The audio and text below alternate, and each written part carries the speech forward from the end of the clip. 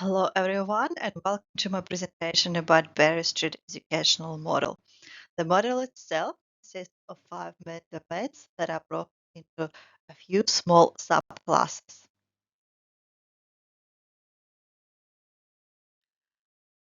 The first strategy I'm going to talk about is a brain break that helps students to have timed rest and get back on task, um, timed rest from the task that they're doing. It can have different forms, such as short game or movements with music. Brain breaks help students to take a breath from their learning, refocus, and get back to learning with new ideas. The Saltus in 2016 emphasizes that after short breaks, students are more likely to discover a new solution to a task.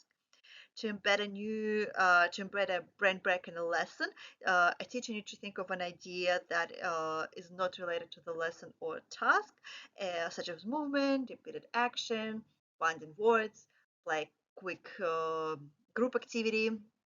uh, then the teacher explains the rules to the students and encourages them to participate. Students follow the rules, repeat the movement, or play the game. As a result, they will refocus their mind and get back on learning uh, with their reset brain. Um, Teachers can organize at any time when they feel that students get distracted or struggling with new ideas and they need to get get focused on it. Depending on the type of brain breaks, teachers might need a whiteboard, blank paper, dancing music, or timer. As a result, students will refocus, get back on task, and bring new ideas.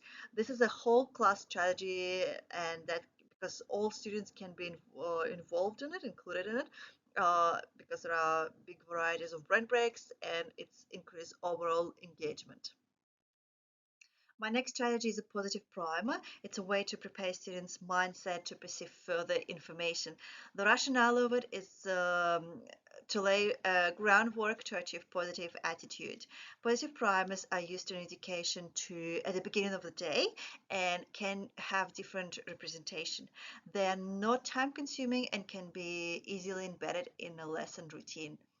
It helps students to reduce learning tension, break ice, produce positive emotions, and improve students' well-being overall.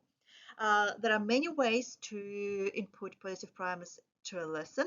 Whereas strict educational models suggest using funny voice for marking a role, or watch funny video at the beginning of a lesson, or use bright, enticing pictures.